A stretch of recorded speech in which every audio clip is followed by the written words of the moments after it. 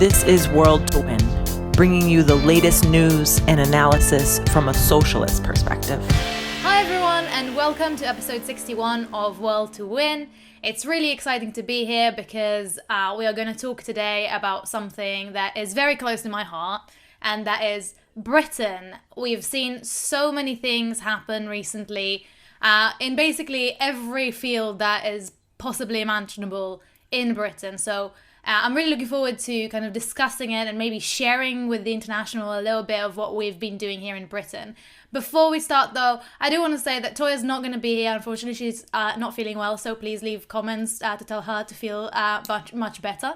But now we can move on and talk a little bit about Britain, and of course, it would be great if you have anything to add to it to put in the comments as well, and of course, like and share our account. So we are going to have two guests here from the England, Wales and Scotland section of the International Socialist Alternative. We've got Claire. How are you doing, Claire? I'm not too bad, thank you. How are you, Yaara? I'm great. Have you been doing anything interesting recently? Reading anything interesting?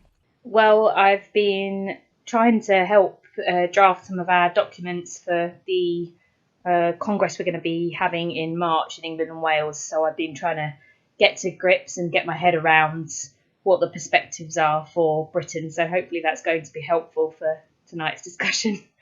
I'm really keen to hear a sneak peek of that before I get to read the document. So looking forward to that.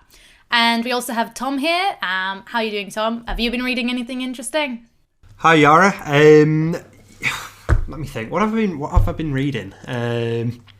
I've been reading some things about Chartism currently, the kind of revolutionary history of the working class in Britain, you know, the fight for the right to vote and so on, for an upcoming article in the next issue of our section's monthly paper. So, yeah, very interesting. That's really interesting, and I'm sure we'll be sharing this article far and wide, so keep your eyes peeled for that if you're interested in revolutionary history. But before we get on to maybe the parts that are to do with the elections, if I'm going to give a little sneak peek of what we're going to talk about, I do want to talk about something that's been in the news for the past few years massively. And we just in the last couple of weeks had a major change in situation, and that is Prince Andrew, who, if anyone who's watching us doesn't know, he is the son of the current monarch, the Queen, and he has been involved in quite a big scandal that I'm sure everyone around the world knows about, which is the sexual harassment and rape that had to do with Epstein. So in the last week, we had the Queen actually strip him of all of his titles, including his military titles, which is unprecedented. So I wanted to ask you, Claire, first of all, why is this so unprecedented, and what actually happened there to make that happen? Yeah, well, I think that first of all, it's worth saying that there's probably nothing more disgusting to the vast majority of working class people than the way in which this whole case has been revealed, from the start, as essentially a group of extremely rich, ultra rich people, mostly men, but obviously we know because of the Ghislaine Maxwell case, some women involved as well, in almost an open secret of sex trafficking and abuse of young women and girls. And this has gone on unpunished for a whole period of time. So what has, changed in the last week is that Prince Andrew, who was hoping, I think, that he would be able to continue to essentially, and I should say, just in case we are vulnerable to being sued, that Prince Andrew denies these allegations very strongly, as they keep telling us on every news channel whenever this story comes on.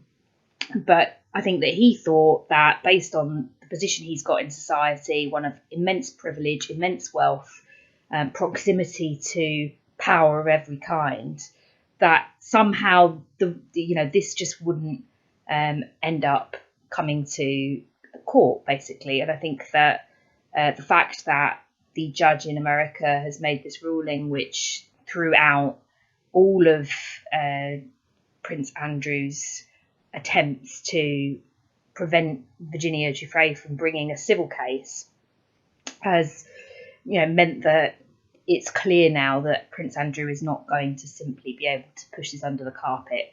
This is going to come out, more and more information is going to come out about what he was involved in, and it's going to be a scandal which runs and runs for the royal family. And I guess, one of the questions that people will be asking is this just about one rotten apple? Is this just about one bad egg? And I think that's a really, really good question, especially because that institution is, a very old-fashioned institution. And I think recently it's not just the allegations with Prince Andrew. We've also heard everywhere around the world Prince Harry also talking about racism within the family. So it kind of feels like there's been this major shift of how the royal family is being treated in Britain. And just for the sake of our listeners from around the world, because I know that before I moved here, I did not realize that either. I think that outside of Britain, or maybe outside of places that still have monarchies, it kind of sounds like a quirky little idea, that, oh, they have a queen, it's so cute. But there's actually traditionally has been quite a very controversial subject that people are very emotional about the monarchy. So seeing all of these things that coming both from within the royal family, but also from outside the royal family, the kind of chipping away at their authority is, I think, really interesting to see as kind of socialist fighters. Obviously, we do not support the monarchy in any way. So I wanted to ask, why do you think this is happening right now? Like, why? Because I don't know if you agree, but I don't think that a few years ago, even with the same scenario, Prince Andrew would necessarily have been stripped of his title. So what happened to get it to that point? Well, I guess in a way, I just want to make a comment first of all before I answer that on sort of the first part of what you were saying, because I think that for Marxists, we have an understanding of where sexism, racism, and different forms of oppression come from. And particularly with sexism, we identify the way in which society moved to being one in which people were interested in passing on private property from one generation to the next, and therefore being concerned with the question of, female, attempting to control women's sexuality, and to do that often violently in order to make sure that paternity could be assured and that property could be passed on in the correct way. In a way that the royal family is like the epitome of that kind of system, because it's all about passing on positions of power and wealth from one generation to the next in that kind of way. And so, when people were going on the television and saying, well, this is terrible, Prince Andrew's obviously not such a great guy, but isn't the Queen wonderful? And surely we don't want to lose this brilliant institution. Actually, it's the institution which has created Prince Andrew. It's not the other way around. And he is a product of an institution which is, of course, institutionally, intrinsically misogynist, intrinsically racist, and of course has been responsible for multitudes of crimes throughout the centuries against particularly, obviously, those parts of the world which were colonised by Britain, stood over the slave trade, etc. So, the idea that he's one bad apple is just nonsense. But on the second part of your question, it's like, obviously that sort of thing's been true since forever. So why is this suddenly now not being just passed over in the way it might have been previously?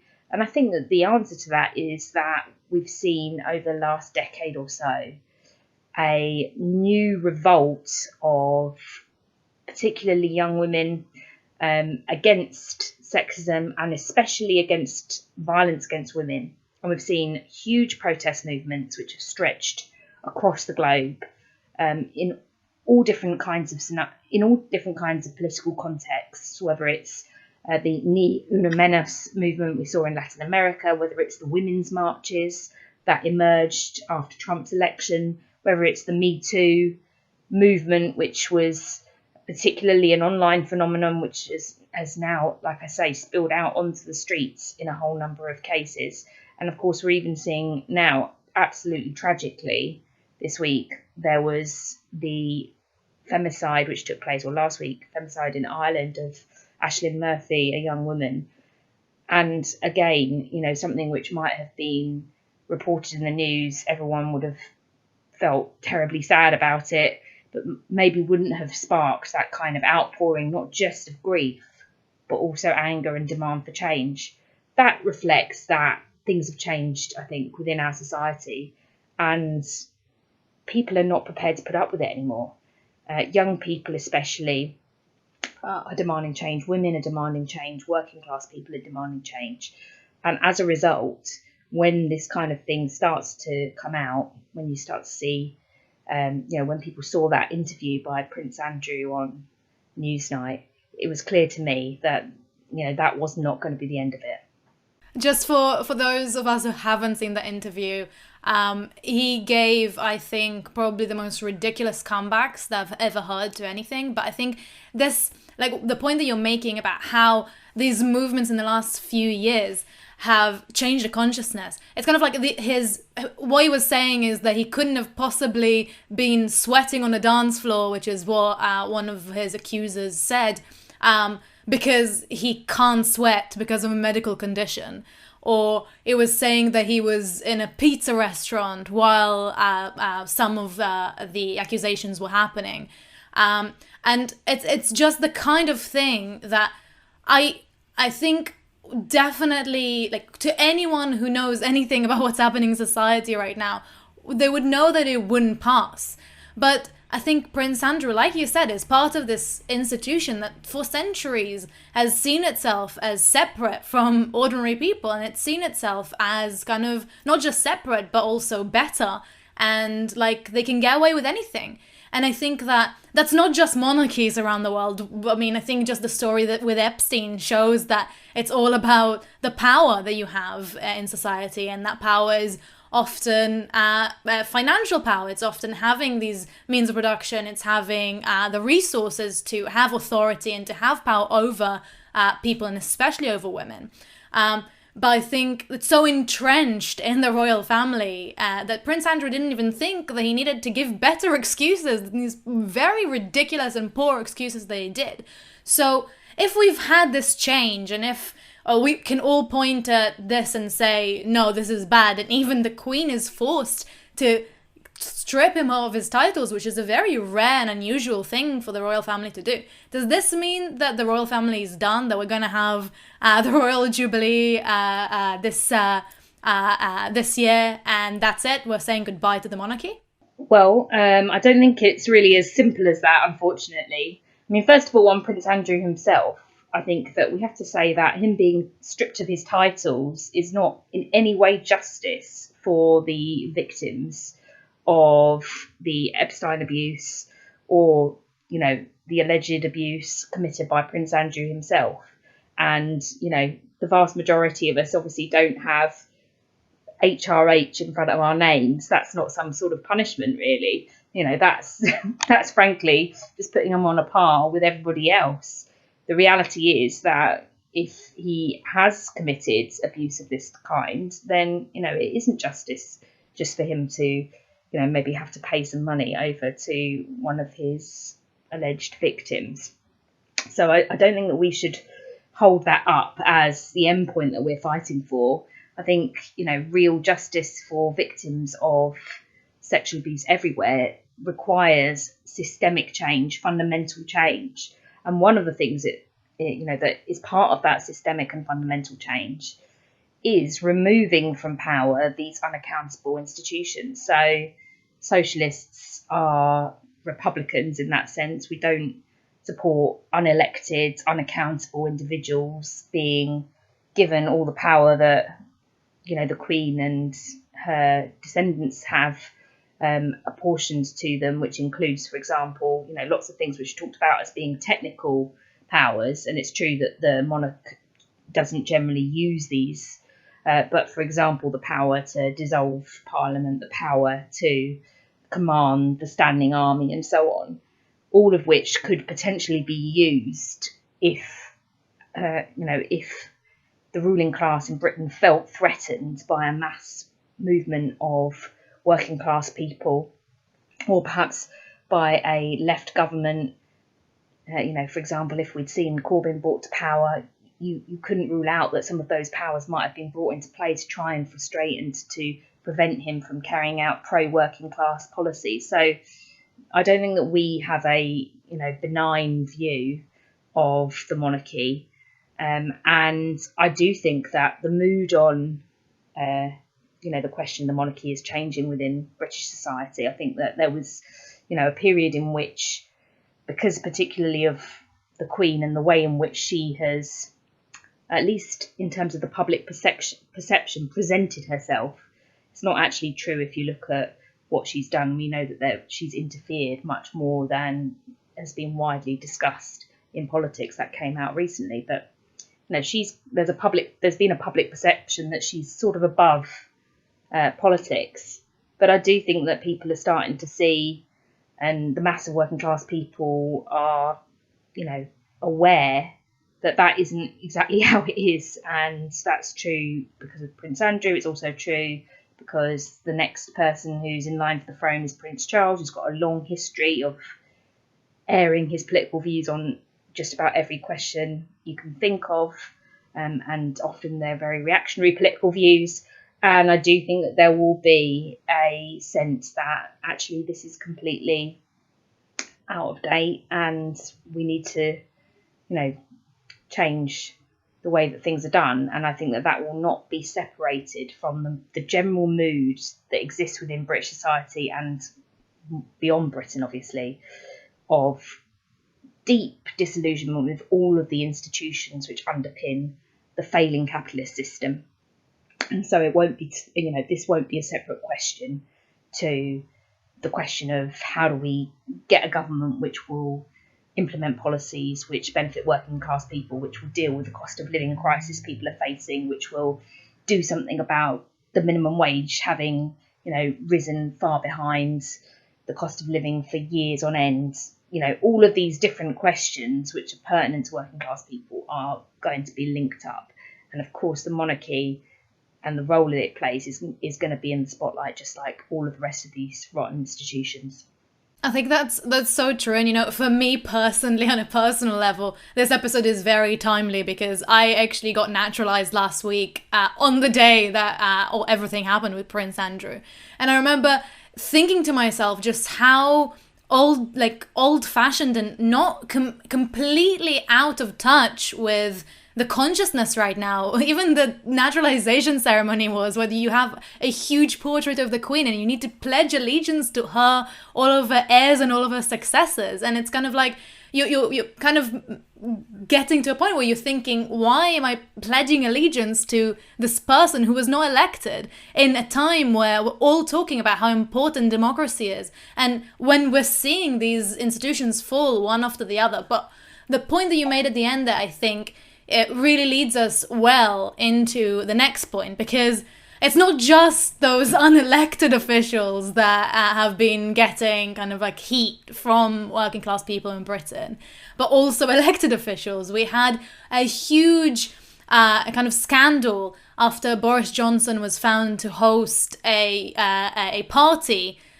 during lockdown, while everyone was only allowed to meet with one person. You had 100 people invited to the gardens of 10 Downing Street, which is where the Prime Minister lives. So I was wondering, Tom, can you tell us a little bit about what happened and why it became such a scandal?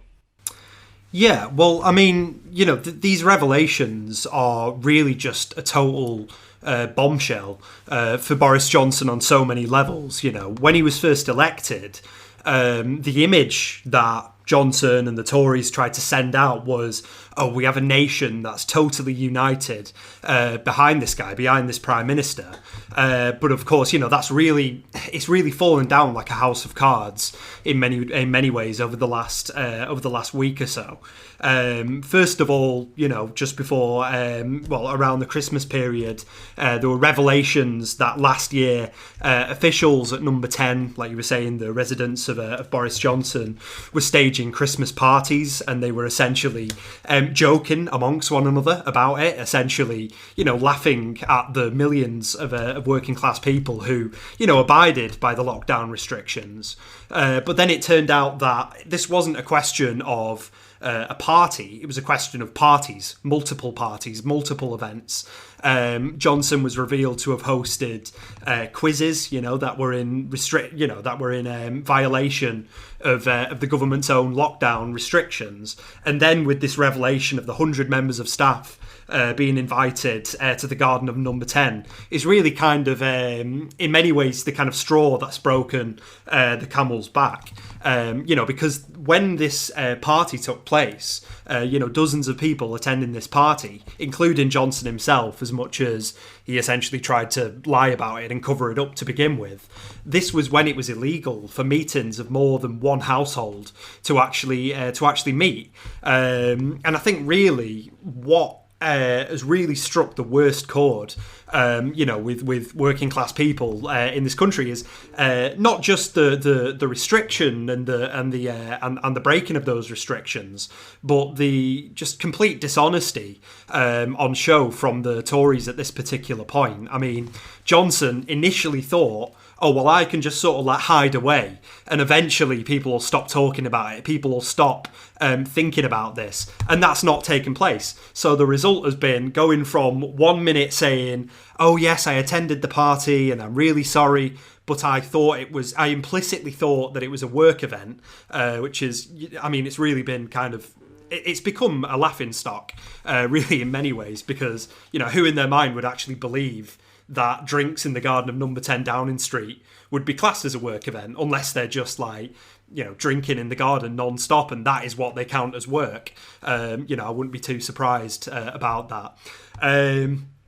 But then he went on to later say, oh, well, I wasn't aware that it would be in restrictions of the rules, in violation of the restrictions. And I don't think I really need to spell out why that hasn't really cut it to majority opinion. His government made the restrictions to begin with. And his Minister of Health was there. Absolutely, yeah, and that just shows the total hypocrisy on show.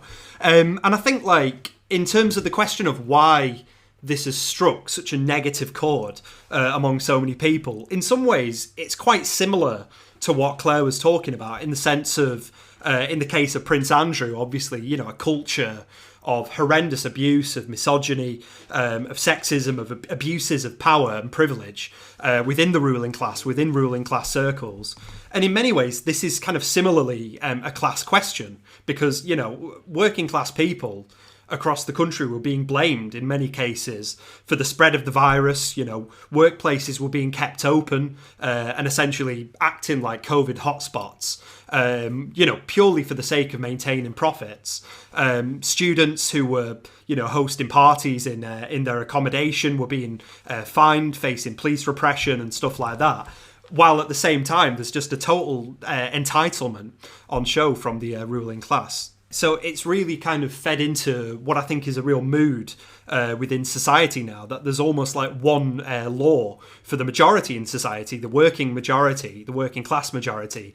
And then the politicians that represent, the interests of big business, the billionaires who are obviously very closely linked in with them, can essentially flout the rules. The law doesn't apply to them, and the actions of the state don't apply to them. So, that's had quite a deep impact, I think, and probably an unchangeable impact on the way that the majority actually views Johnson as an individual, but also in some cases the Tory party as a whole, the government as a whole.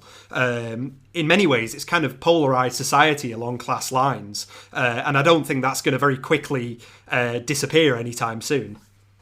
I think that's really true. And, I think we've seen, the fact is that this is not the first, like you said, this is not the first kind of Tory scandal that we've been seeing. And even the Christmas one is not the first one that we've been seeing. And I think we can see that the numbers in the UK of like the way that this pandemic was handled are horrendous. And working class people are sick of being told to stay at home while they see that this is not the same rule that they have there in Downing Street. So I think it's really true. But I wanted to also ask you, because we are seeing now that there's a lot of kind of backlash against Boris Johnson, and there's even talk about a vote of no confidence against him. So I was wondering, what do you think is going to happen with that? And if he's voted out, does that mean that there's going to be a better person to handle this pandemic and to kind of lead for working class people? Yeah, well, I mean, there's already a lot of reports, in the press and, leaking on social media and so on, that Tory MPs have essentially formed, quite a disorderly queue to try and do what they can to unseat Johnson. I mean, the attitude that they'll definitely be holding at this stage is, well, we'd rather throw this kind of useless captain overboard so we can steer our ship a bit more effectively. So as a result, there are rumours of different amounts of no confidence applications being put forward by Tory MPs. There need to be 54 members of parliament in the Tory party saying we want to get rid of this guy for an actual vote of no confidence to take place. And I mean, in a way, I think it's all a bit up in the air. There are rumours that there's going to be a vote of no confidence taking place next week. But yeah, I mean, on the question about, is there going to be a viable alternative for the working class being put on show, instead of Johnson? I mean, of course, in many ways, it goes without saying that as an international socialist organisation, we're not going to take sides necessarily in the factional battles within the Tory party. They're all of the same guilty class that has created such a terrible situation, for the working class in Britain and around the world. But at the same time, I mean, there's clearly not one single clear contender to replace Johnson.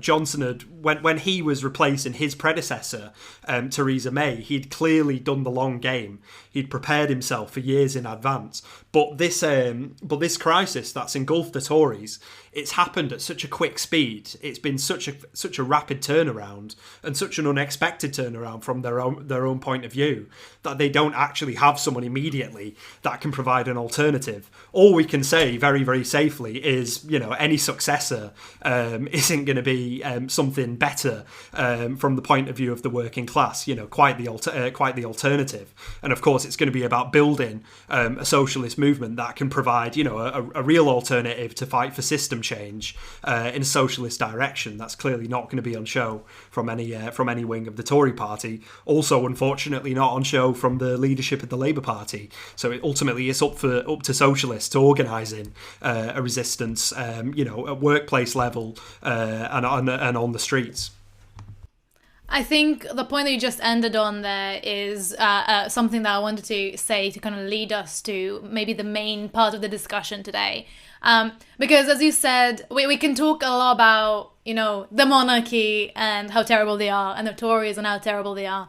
But Britain, compared to other countries, has a party that maybe traditionally is seen as a working class party, and that's Labour. But we haven't really seen any sort of any sort of talk from Keir Starmer, who's leading the Labour Party, against all of these things that the Tories have done. It's kind of all talk about moderation, about being pro-business, about, having national unity at this difficult, unprecedented times. So I was wondering what you can tell us about kind of the Labour Party and its position in this kind of fight within the Tories. Are they going to put a viable candidate to actually oppose the Tories in the next election? Well, I mean, currently, if you look at the polls, if you look at the mood within society, at this particular point, Labour is currently gathering what's the word? The highest share of the votes at this current point, and that obviously reflects a lot about the currently dire situation of the Tories and of Johnson. And I think we have to be clear that, this is a matter not of Labour really going on the advance and a real kind of mass mood of, oh yeah, we really want Keir Starmer to be Prime Minister, but a collapse of Johnson's kind of mandate to govern. And I think that has a lot to do with the fact that even if Starmer has been able to capitalise a little bit, Keir Starmer has been able to capitalise a little bit on Johnson's crisis, he is not putting forward a programme, putting forward an approach that can really appeal to the class interests of working class people. We've often commented in the past in Socialist Alternative in England, Wales and Scotland that, obviously with the Labour Party in a past period, there was a real opportunity for the left. There was a real opportunity for socialists when the movement around Jeremy Corbyn came into existence, because for all the flaws that were there, what it represented was real opportunities for anti-austerity kind of policies, pro-working class policies, left policies, to gain a mass platform. And really what Starmer represented was the opposite class interest. It was the old kind of Blairite way of operating. So really, what we've seen over the last period, and I think, we'd have to have a whole other discussion to go into, why this has taken place. It was the failure of Corbyn to stand up to that kind of Blairite, pro-Tony Blair style faction that has resulted in the leadership of Starmer. And yeah, like you say, Yaara, Starmer's whole way of operating is to say to the ruling class, I'm going to be a safe pair of hands for you. When the Shadow Chancellor, the kind of second in command almost in many ways, Rachel Reeves, sat down with the Financial Times, earlier this week, kind of the sort of in-house publication for the ruling class.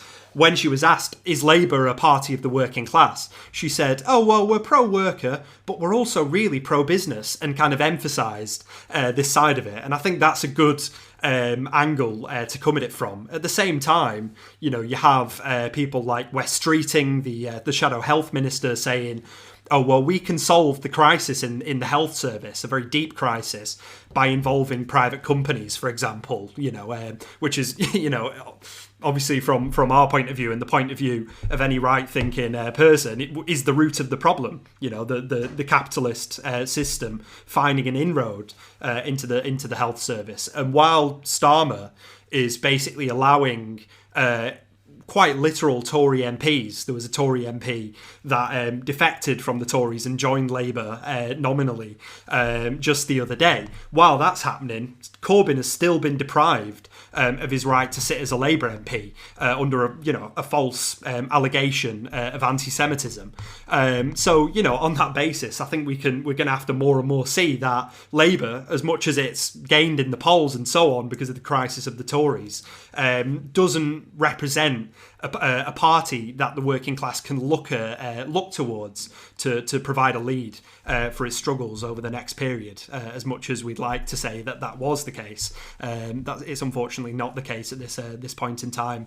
I think what you're saying about how one of the main problems that Corbyn had in Labour is they didn't stand up to these kind of new Labour Blairites who kind of took the party away from working class politics and into kind of business politics, pretending like you can do both. While he didn't stand up to them, they are definitely standing up to him, and they're definitely standing up to the left of the party. And that actually led to quite interesting news, I think, especially for us as socialists in Britain in the past week or so. And that is that Corbyn, who was one of these leaders that won over so many workers and especially young people into the Labour Party again after this really bleak period of New Labour, like the anti-workerist New Labour, he was kicked out of the party, like you said, because of these allegations.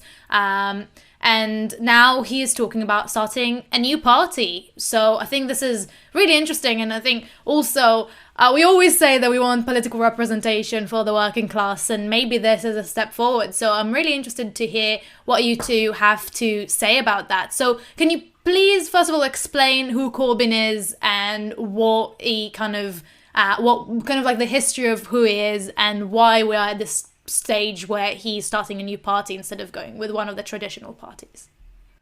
I think that for people perhaps watching internationally who aren't fully up to speed with Jeremy Corbyn, he was a Labour MP for many, many years. I can't remember the exact number of years, and has been a sort of left MP, a champion of various causes, particularly anti-imperialist struggles and so on.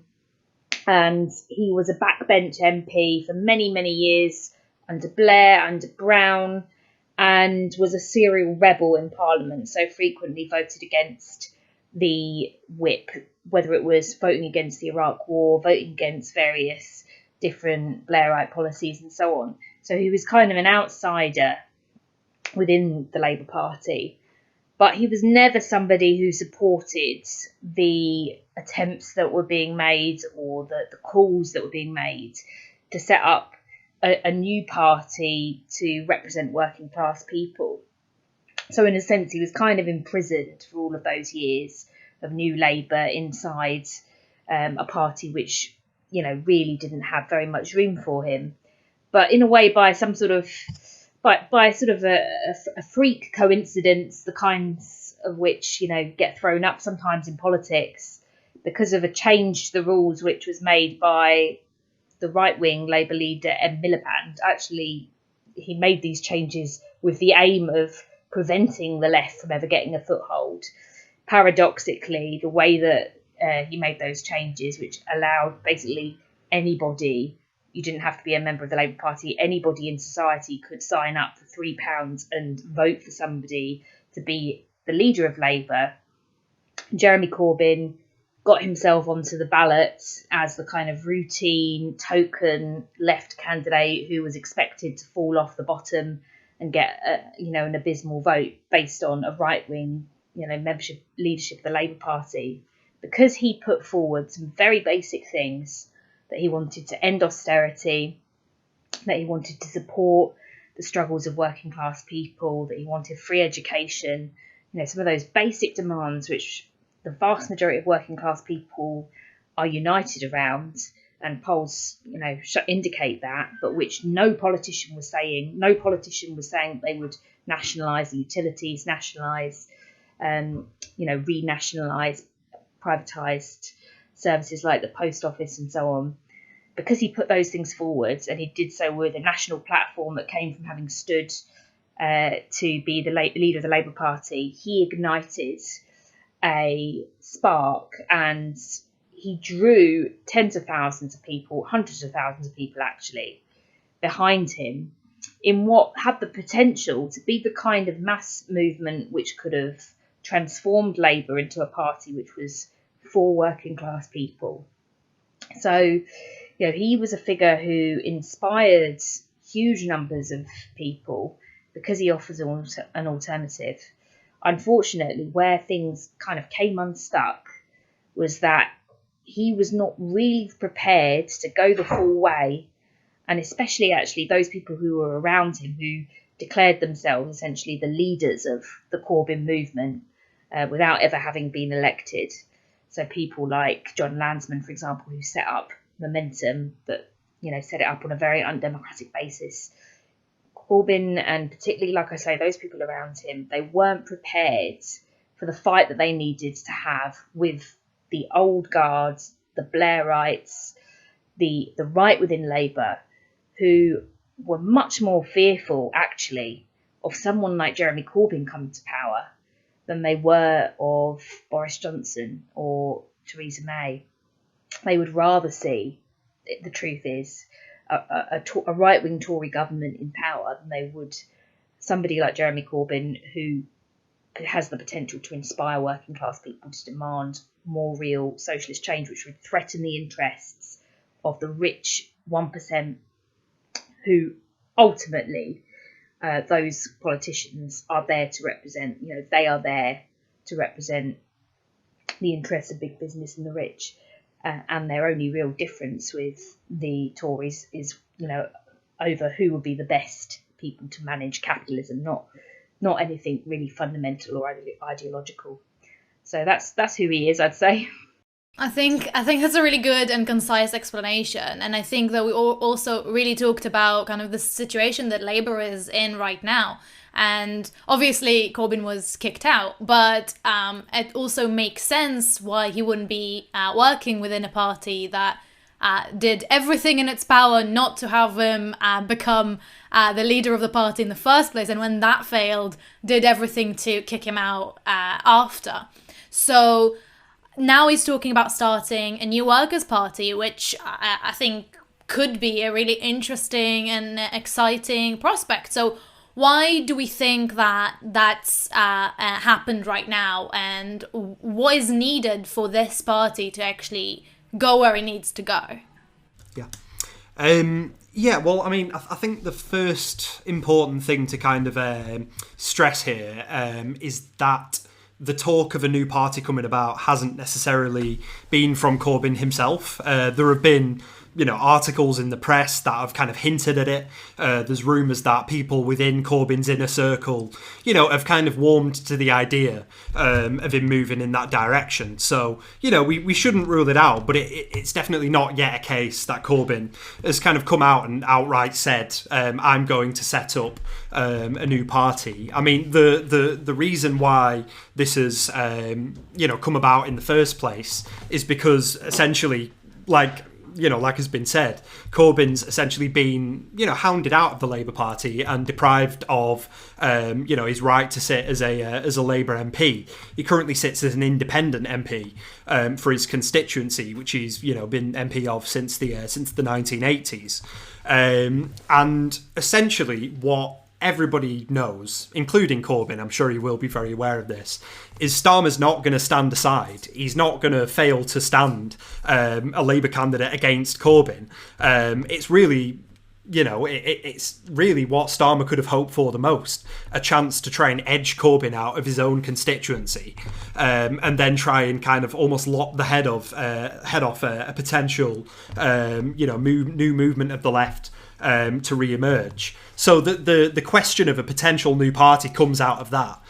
Does Corbyn stand as an independent, or does he launch some sort of political organisation that can take things in that direction? After Corbyn was, essentially removed from any kind of influence within the Labour Party, he did take a step towards setting up something that he called the Peace and Justice Project, and it's less of a political party, more of a kind of like global social justice, bit of an NGO type organisation. And of course, we recognise that is a step forward in the sense of something being organised, to push for the policies that Corbyn was first elected on. But I think the key thing that we have to point out now is, Corbyn should have already launched a new party, I think is really what we kind of have to say. Because there is a mood within society for something like that. About 500,000 people joined the Labour Party when Corbyn was first elected. And those people, they've not disappeared. They've not vanished. There is still a mood for the kind of policies that the Corbyn movement was actually standing for. And of course, within Corbyn's own constituency, there will be very much a mood of, well, if Corbyn's going to organise something, organise a grassroots campaign, for re-election, a lot of people would want to come out and campaign for him. I think the key point, though, is that there will be a certain mood maybe among some people of, oh, well, you've split the anti-Tory vote, the vote against the Tories is going to be split and so on. And of course, we understand why people might feel that way. But I think the key point is that elections across the country wouldn't even necessarily be the main priority. The main priority, I think, would be to use a new party as an avenue to gather together all of these different strands of working class struggle and of protest movements around the country that have taken place over the last couple of years. We've seen some very important strikes taking place across the UK in recent months. More than a slight reflection of the so-called like Striketober taking place in the US. But there have also obviously been mass protests taking place, against the capitalist-driven climate crisis at COP26. There have been protests against anti-democratic restrictions on the right to protest, the Kill the Bill protests, which they're called, which Socialist Alternative have been very active in standing alongside in solidarity with and talking about the next step for. If a party is going to come about that can really represent the interests of these movements and of working people generally, it's going to have to be based on that. It can't just be based around one seat in London, as much as obviously Corbyn's seat is going to be important going forward. Don't know if there's anything I've left out there. Maybe Claire can touch on something else. Yeah, and I think what you said about splitting the vote, I think that's something that we keep hearing every time there's any attempt to get any electoral success for working class people. So I was wondering, Claire, what do you think about it? Because I think Tom gave really, really good points about splitting the vote, but at the same time we are saying that the Labour Party isn't really representing us. So what would you say to people who are talking about a new party splitting the vote? Well, I agree with what Tom said about the main priority of any new party should not first and foremost be we need to get all of these new MPs elected necessarily. The first priority right now should be we need a mass movement on the streets to drive out this Tory government. And then, of course, the question of an electoral alternative, flows out of that. And, of course, that would involve, fighting to win seats, especially first and foremost keeping Corbyn seats. But I do think it would potentially need to go beyond that. And, people say, well, there's a danger of splitting the vote against the Tories. Look at this guy, Christian Wakeford, who has been brought into the Labour Party. Starmer's opened his arms and said, welcome home, come on board with Labour. Meanwhile, obviously, Corbyn has been chucked out by Starmer. Christian Wakeford, a Tory through and through, he voted to remove the £20 a week universal credit uplift. So just to explain for anyone who doesn't know what universal credit is, it's basically the main welfare benefit which is available in the UK, and it's paid to people both who are unemployed and people who are working but whose wages aren't enough for them to survive on. And £20 a week was added to universal credit during coronavirus in order to just, hopefully make people, in order to try and stave off the crisis that was developing. The Tories added £20 a week, pittance actually, nothing like what's necessary. But they then voted to take it away again and cut that lifeline off from millions of working class people. And this guy, Christian Wakeford, he's one of the people who voted for it. He's one of the people who voted to deny children who were going hungry during the school holidays, again, during the height of the coronavirus crisis, to deny them £15 a week for a free lunch, which is, that's the kind of guy this is.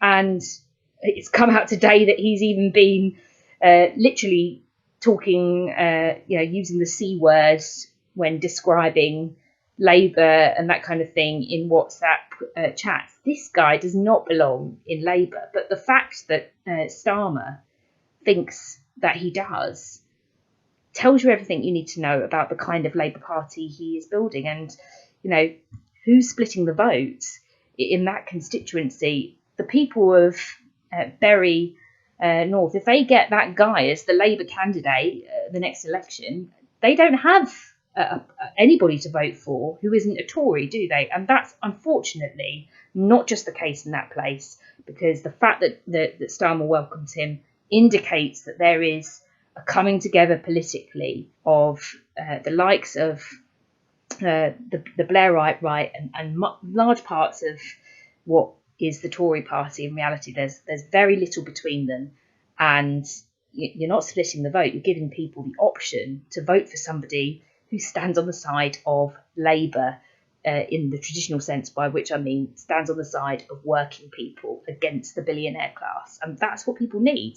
So, yeah, I mean, of course, that doesn't mean that a new party would necessarily contest every single seat. There's, at the moment, still some good left MPs in Labour. I would say if Jeremy Corbyn were to boldly set up a new party, then those people would, need to and should come over to it. If some of them didn't, of course you wouldn't in a sectarian way say, we stand against every single Labour MP. That would be silly. But I think that, that the real task is to build the kind of party which is present in the struggles of working class people and which can begin to offer that alternative. And I think that's really kind of like the highlight of it. I think both you and Tom repeated this, that this party is not just about Corbyn's seat in Parliament, like his individual seat, but it's also not exclusively about winning an election. It's being kind of like a political voice for these working class movements that we've seen all around. And I think that it's particularly kind of important to remind people that Corbyn's success in the Labour Party was largely due to the fact that he was in these movements, he was present in them, and he built support around him with the rallies, with grassroots movements. And I think also his failures are due to the fact that he didn't do enough of it at a lot of points of his place as a leader. But I think this was a really, really interesting discussion. And I want to thank both Tom and Claire for being with us. And I'm sure that everyone listening to it now knows so much more about Britain. And I particularly think that it's really interesting in the context of all of these kind of representatives that we're seeing around the world, like Sanders and like AOC in the US, of kind of maybe more to the left representatives in parliamentary, like traditional parties. And maybe seeing what the way forward should be about, and kind of how to create this voice for working class people that obviously should not only exist in Parliament or in government. So thank you so much for being here, and hopefully see you soon. Wow, that was so interesting. Now, I hope that everyone from outside of Britain found this as interesting as I did as well. But now we're going to move to our favourite part of every Well to Win episode, which is the shout out of the week. And this week we're actually talking about something that was mentioned at the beginning of this episode, and that's the horrific murder of Ashling Murphy in Ireland. And I think that we're all sick of hearing of femicide. I think around the world in the past, obviously forever, but especially in the past few years, it's become not just a huge phenomenon that is important for everyone to note and fight against, but also became the kind of root and soul of a lot of struggles around the world. And obviously, fighting against femicide generally is really important. But I think that this particular murder, and especially at this time, really sparked a lot of anger, especially obviously in Ireland where it happened, where every city, every town, every village in Ireland, both in the south and in the north of the country, were holding vigils and having protests. There were thousands of people out in the streets fighting against femicide and against this rotten society that we live in that accepts these things and allows them to happen. But there were also solidarity vigils around the world, especially we saw one in London, in New York, in Australia. And I think what's really important, and kind of the shout out here today, is first of all for all of the people that went out on the streets to fight and show kind of the support to this important fight against femicide, and especially to our members in Ireland who have been organising it, and Rosa, our socialist feminist network, who has been organising protests that saw, again, thousands of people. So I'll encourage everyone here to follow both Rosa and Mick Barry, who is a member of Parliament in Ireland, who is a member of the International Socialist Alternative in Ireland, who is one of the people really supporting and organising the protests. But generally, I think it's really important that we don't see this as one individual incident or as protests for, one particular murder, but it has to be connected to the way that we're going to fight against entrenched sexism in society and against generally the system that is the cause of this inherent sexism and misogyny. So what we want to do is build more than just these individual protests and create really a movement to fight against femicide, to fight against sexism and misogyny, and that's what Rosa International is doing. So definitely check out on social media and around you Rosa International, which is our socialist feminist wing of International Socialist Alternative. Also check out International Socialist Alternative. Really, if you have a protest near you about this subject, go out, take pictures, send us, let us know how this went. But also check out Rosa if you want to see the next protests and how to fight together in this movement. So that's it for this week, and we'll see you next week, same time, same place. This is World to Win. Every Sunday, we broadcast with speakers from across the globe, bringing you the latest news and analysis on the fast-moving global events from a socialist perspective. Subscribe to the International Socialist Alternatives YouTube page and click the bell to get notified when we go live for a new episode. Like us on Facebook and follow us on Instagram, because there's a lot to do and we have a world to win. When we fight! When we fight! When we fight! Solidarity!